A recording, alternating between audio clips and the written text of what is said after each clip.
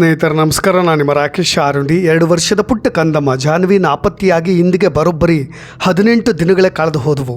ಈ ಕೇಸ್ನಲ್ಲಿ ಏನಾಗಿರ್ಬೋದು ಅನ್ನೋ ರಾಶಿ ಅನುಮಾನಗಳ ನಡುವೆ ಖುದ್ದಾಗಿ ಮಹಾರಹಸ್ಯದ ತನಿಖಾ ಕಣಕ್ಕೆ ಆಂಧ್ರ ಪ್ರದೇಶದ ಹೈಕೋರ್ಟ್ ಎಂಟ್ರಿ ಕೊಟ್ಟಿದೆ. ಪೊಲೀಸರ ನಿಧಾನಗತಿಯ ನಡೆಗೆ ಕೆಂಡಾಮಂಡಲವಾಗಿರ್ತಕ್ಕಂಥ ಹೈಕೋರ್ಟ್ ಸಾರ್ವಜನಿಕ ಹಿತಾಸಕ್ತಿ ಅರ್ಜಿಯನ್ನು ಪುರಸ್ಕಾರ ಮಾಡಿ ಪೊಲೀಸ್ನವರಿಗೆ ಖಡಕ್ ನೋಟಿಸ್ ಜಾರಿ ಮಾಡಿದೆ. ಚೀಮಾರಿ ಕೂಡ ಹಾಕಿದೆ. ಏನಿದು IPL ಕೋರ್ಟ್ ಕೇಳದಂತಹ ಪ್ರಶ್ನೆಗಳೇನು ಇವತ್ತಿನ ರೋಚಕ ಎಪಿಸೋಡ್ನಲ್ಲಿ ನೋಡ್ತಾ ಹೋಗೋಣ. ಜೊತೆಗೆ ಏನಿದೆ ಅಪ್ಡೇಟ್ಸ್ ಅಂತ ಹೇಳಿ ಜಾನ್ವಿ ಕೇಸ್ನಲ್ಲಿ 200ಕ್ಕೂ ಹೆಚ್ಚು ಪೊಲೀಸ್ನವರು, ಡ್ರೋನ್ ಕ್ಯಾಮ್ರಾ, ಥರ್ಮಲ್ ಕ್ಯಾಮ್ರಾಗಳು, ಶ್ವಾನದಳ, NDRF ಪಡೆ ಕಾಡಿನ ಮೂಲೆಯನ್ನು ಜಾಲಾಡಿದ್ರೂ ಕೂಡ ಮಗುವಿನ ಒಂದೇ ಒಂದು ಸಣ್ಣ ಸುಳಿವು ಕೂಡ ಸಿಗ್ತಾ ಇಲ್ಲ. ಕಣ್ಣಳತೆಯಲ್ಲಿದ್ದಂಥ ಮಗು ಕಣ್ಮರಿಯಾದಂಥ ರಹಸ್ಯ ಏನು? ಪ್ರಾಣ ಸ್ನೇಹಿತನಂತೆ ಕಾವಲಿದ್ದಂಥ ಸಾಕುನಾಯಿ ಮೈತುಂಬ ಗಾಯಗಳನ್ನು ಮಾಡಿಕೊಂಡು ಮರಳಿ ಬಂದು ಅದು ಕೂಡ ಪ್ರಾಣವನ್ನು ಬಿಟ್ಟಿದ್ದು ಯಾಕೆ? ಈ ರೀತಿ ಬರೀ ಪ್ರಶ್ನೆಗಳನ್ನು ಇಟ್ಕೊಂಡು ಕುಳಿತರೆ ಹೇಗೆ? ಇದಕ್ಕೆ ತಾರ್ಕಿಕವಾದಂಥ ಅಂತ್ಯ ಇಲ್ವಾ? ಹಾಗಾದರೆ ಹೀಗೊಂದು ಅನುಮಾನ ಪೊಲೀಸ್ನವರ ತನಿಖೆ ಮೇಲೆ ಹೈಕೋರ್ಟ್ಗೆ ಮೂಡಿರೋದು. ಕಾಕಿನಾಡಿನ ನಿವಾಸಿಯಾದಂಥ G. ಶ್ರೀಕಾಂತ್ ಅವರು ಹೈಕೋರ್ಟ್ನಲ್ಲಿ ಒಂದು PIL ದಾಖಲಿಸ್ತಾರೆ. ಮಗು ನಾಪತ್ತೆಯಾಗಿ ಇಷ್ಟು ದಿನಗಳಾದರೂ ಕೂಡ ತನಿಖೆಯಲ್ಲಿ ಯಾವುದೇ ಪ್ರಗತಿಗಳು ಕಾಣ್ತಾ ಇಲ್ಲ. ಇದು ಕಾನೂನು ಸುವ್ಯವಸ್ಥೆಯ ವೈಫಲ್ಯ ಅಂತ ಹೇಳಿ ಅರ್ಜಿಯಲ್ಲಿ ದೂರ್ತಾರೆ. ಸುಪ್ರೀಂ ಕೋರ್ಟ್ ನಿಯಮಾವಳಿಗಳ ಪ್ರಕಾರ ಮಕ್ಕಳು ನಾಪತ್ತೆಯಾದಾಗ ಕೈಗೊಳ್ಳಬೇಕಾದಂಥ ಕಡ್ಡಾಯವಾದಂಥ ಸ್ಟ್ಯಾಂಡರ್ಡ್ ಆಪರೇಟಿಂಗ್ ಪ್ರೊಸೀಜರ್ SOPಯನ್ನು ಕಾಕಿನಾಡ ಪೊಲೀಸ್ನವರು ಪಾಲಿಸಿದಾರಾ ಇಲ್ವಾ? ಹೈಕೋರ್ಟ್ ಖಾರವಾಗಿ ಪ್ರಶ್ನೆ ಮಾಡಿರೋದು. ಅದಕ್ಕೊಂದು SOP ಇರುತ್ತೆ, ಅದನ್ನು ನಾನು ಮುಂದೆ ಹೇಳ್ತಾ ಹೋಗ್ತೀನಿ. ನೋಡಿ, ಮುಖ್ಯ ನ್ಯಾಯಮೂರ್ತಿಗಳಾದಂಥ ಧೀರಾಜ್ ಸಿಂಗ್ ಠಾಕೂರ್ ಮತ್ತು ನ್ಯಾಯಮೂರ್ತಿಗಳಾದಂಥ ರಘುನಂದನ್ ರಾವ್ ಅವರನ್ನೊಳಗೊಂಡಂಥ ಉನ್ನತ ನ್ಯಾಯಪೀಠ ಈ ಸಾರ್ವಜನಿಕ ಹಿತಾಸಕ್ತಿ ಅರ್ಜಿಯ ವಿಚಾರಣೆಯನ್ನು ನಡೆಸುತ್ತೆ. ವಿಚಾರಣೆ ವೇಳೆ ಪೊಲೀಸರ ಕಾರ್ಯವೈಖರಿಯನ್ನು ಪ್ರಶ್ನೆ ಮಾಡಿದಂಥ ಹೈಕೋರ್ಟ್ ನೇರವಾಗಿ ಕೆಲವು ಕಠಿಣ ಪ್ರಶ್ನೆಗಳನ್ನು ಮುಂದಿಡುತ್ತೆ. 200ಕ್ಕೂ ಹೆಚ್ಚು ಪೊಲೀಸ್ ಸಿಬ್ಬಂದಿ ಡ್ರೋನ್ ಕ್ಯಾಮ್ರಾ, ಶ್ವಾನದಳ ಕಾರ್ಯಾಚರಣೆಯಲ್ಲಿದ್ದರೂ 2 ವರ್ಷದ ಪುಟ್ಟ ಮಗು ಇಷ್ಟು ದಿನ ಎಲ್ಲಿದೆ ಅಂತ ಪತ್ತೆ ಹಚ್ಚಲಿಕ್ಕೆ ಸಾಧ್ಯವಾಗದೇ ಇರೋದು ಹೇಗೆ ಅಂತ ಹೇಳಿ ನ್ಯಾಯಪೀಠ ಆಶ್ಚರ್ಯವನ್ನು ವ್ಯಕ್ತಪಡಿಸುತ್ತೆ. ಇಷ್ಟೇ ಅಲ್ಲದೆ ತೀವ್ರ ಅಸಮಾಧಾನವನ್ನು ಕೂಡ ವ್ಯಕ್ತಪಡಿಸುತ್ತೆ. ಮುಂದಿನ ವಿಚಾರಣೆ ಒಳಗಾಗಿ ನೀವು ಇಡೀ ಪ್ರಕರಣದ ತನಿಖಾ ಸ್ಥಿತಿಗತಿ ವರದಿಯನ್ನು ಕರೆಂಟ್ ಸ್ಟೇಟಸ್ ರಿಪೋರ್ಟ್ನ ಕೋರ್ಟ್ಗೆ ಕಡ್ಡಾಯವಾಗಿ ಸಲ್ಲಿಸಬೇಕು ಅಂತ ಹೇಳಿ ಪೊಲೀಸ್ನವರಿಗೆ ಸೂಚನೆ ಕೊಡುತ್ತೆ.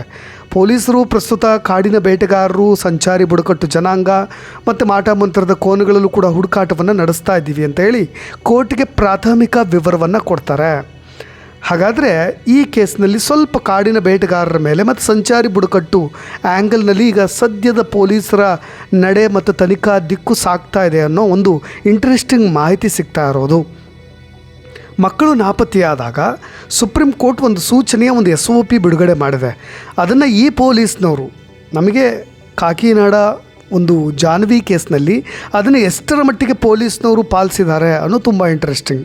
ಅಂದರೆ ಏನು ಅಂದರೆ ಕಡ್ಡಾಯವಾಗಿ FIR ದಾಖಲಾತಿ, ಅಂದರೆ ಮಗು ಮಿಸ್ಸಿಂಗ್ ಆದ ತಕ್ಷಣ ಯಾವುದೇ ಡಿಲೇ ಮಾಡದೆ ತಕ್ಷಣಕ್ಕೆ FIRನ ದಾಖಲು ಮಾಡಿದಾರಾ ಇಲ್ವಾ ಅದರ ರಿಪೋರ್ಟ್ನ ಕೋರ್ಟ್ಗೆ ಕೊಡಲೇಬೇಕೀಗ ಹೈದರಾಬಾದ್ ಹೈಕೋರ್ಟ್ಗೆ. ಮತ್ತು ತುರ್ತು ತನಿಖಾ ತಂಡಗಳ ರಚನೆ. ನಿಮಗೆ ಯಾವಾಗ FIR ದಾಖಲಾಗುತ್ತೋ ವಿಶೇಷ ತನಿಖಾ ತಂಡಗಳನ್ನು SIT ರಚನೆ ಮಾಡಿ ಇದರ ಮುಖಾಂತರವಾಗಿ ನೀವು ಹುಡುಕಾಟ ಮಾಡಲಿಕ್ಕೆ ಶುರು ಮಾಡಿದ್ರಾ ಇಲ್ವಾ? ಒಂದು ವಿವಿಧ ಇಲಾಖೆಗಳ ಸಮನ್ವಯತೆ ಇದೆಯಾ ಇಲ್ವಾ? ಕೇವಲ ಸ್ಥಳೀಯ ಪೊಲೀಸರಷ್ಟೇ ಅಲ್ಲ, NDRF ಇದೆ, SDRF ಇದೆ, ಸಾಮಾಜಿಕ ಜಾಲತಾಣಗಳನ್ನು ಬಳಸಿ ಸಾರ್ವಜನಿಕರ ನಿಗಾ ವಹಿಸಲಾಗಿದೆ ಅನ್ನೋ ಎಲ್ಲ ವಿವರಣೆಗಳನ್ನು ಕೊಡಲೇಬೇಕು.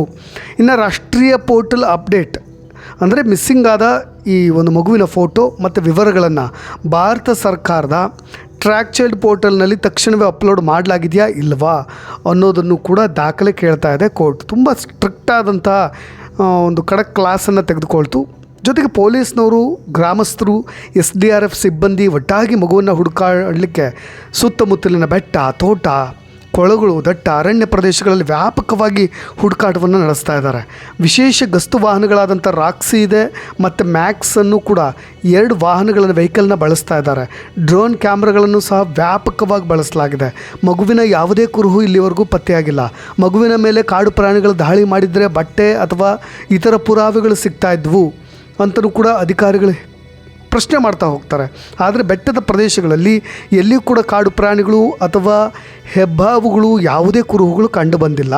ಈ ಸಂದರ್ಭದಲ್ಲಿ ಮಗುವನ್ನು ಯಾರೋ ಉದ್ದೇಶಪೂರ್ವಕವಾಗಿ ಅಪಹರಿಸಿರಬಹುದು ಅನ್ನೋ ಅನುಮಾನಗಳ ಮೇಲೆ ಪೊಲೀಸ್ನವರು ಪ್ರಾಥಮಿಕವಾದಂಥ ವರದಿಗಳನ್ನು ತಮ್ಮ ವಕೀಲರ ಮುಖಾಂತರವಾಗಿ ಕೋರ್ಟ್ಗೆ ಮನವರಿಕೆಯನ್ನು ಮಾಡಿದ್ರು. ನೋಡಿ, ಒಂದು ಈ ಕೇಸ್ನಲ್ಲಿ ಏನು ಆಗ್ತಾ ಇದೆ ಅಂತ CBIಗೆ ಈ ಕೇಸ್ ಹೋಗೋ ಸಾಧ್ಯತೆಗಳು ಹೆಚ್ಚಾಗಿರೋದು. ಪ್ರಕರಣ ಹೈಕೋರ್ಟ್ನ ಉಸ್ತುವಾರಿಯಲ್ಲಿದೆ. ಪೊಲೀಸ್ನವರು ಸಲ್ಲಿಸ್ತಕ್ಕಂಥ ಸ್ಥಿತಿಗತಿ ವರದಿಯನ್ನು, ಸ್ಟೇಟಸ್ ರಿಪೋರ್ಟ್ನ ಪರಿಶೀಲನೆ ಮಾಡಿದ ನಂತರ ಹೈಕೋರ್ಟ್ ಈ ಕಾರ್ಯಾಚರಣೆಯನ್ನು ನಿಲ್ಲಿಸಲಿಕ್ಕೆ ಆದೇಶ ಹೊರಡಿಸ್ಬೋದು, ಅಥವಾ ತನಿಖೆಯನ್ನು CBI ಅಥವಾ ನಂತರ ಬೇರೆ ಉನ್ನತ ಸಂಸ್ಥೆಗೆ ಹಸ್ತಾಂತರ ಮಾಡಲಿಕ್ಕೂ ಕೂಡ ಶಿಫ್ಟ್ ಮಾಡ್ಬೋದು. ಅಂದರೆ ಈ ಕೇಸ್ನ ಅಲ್ಲಿ ವರ್ಗಾವಣೆ ಮಾಡ್ಬೋದು. ಅದಾದಮೇಲೆ CBIಗೆ ವರ್ಗಾವಣೆ ಆದಮೇಲೆ ಏನಾಗುತ್ತೆ ಅನ್ನೋ ನಿಮಗೆ ಗೊತ್ತಿದೆ. ಅವರು ಪ್ರತ್ಯೇಕವಾಗಿ FIRನ ದಾಖಲು ಮಾಡ್ಕೊಳ್ತಾರೆ. ಪ್ರತ್ಯೇಕವಾದಂಥ ಆ್ಯಂಗಲ್ನಲ್ಲೇ ಅವರು ತನಿಖೆ ಮಾಡ್ತಾರೆ. ಅವರು ಯಾವ ಹಂತಕ್ಕೂ ಕೂಡ ಹೋಗಬಹುದು ಅಂದರೆ ಲೈಟ್ ಟೆಸ್ಟಿಂಗ್ ಕೂಡ ಮಾಡ್ಬೋದು. ಯಾರೆಲ್ಲ ಆರೋಪಿಗಳು ಇದ್ದಾರೆ, ಶಂಕಿತರಿದ್ದಾರೆ, ಅವ್ರ ಮೇಲೆ ಒಂದು ಸುಳ್ಳು ಹೇಳ್ತಾ ಇದ್ದಾರಾ ಇಲ್ವಾ ಅನ್ನೋ ಥರದಲ್ಲೂ ಕೂಡ ಅವರು ಆ ಥರದ ತನಿಖೆಗಳನ್ನು ಕೂಡ ಮಾಡ್ಬೋದು. ವೈದ್ಯಕೀಯ ಚೆಕಪ್ಗಳನ್ನು ಕೂಡ ಮಾಡ್ಬೋದು.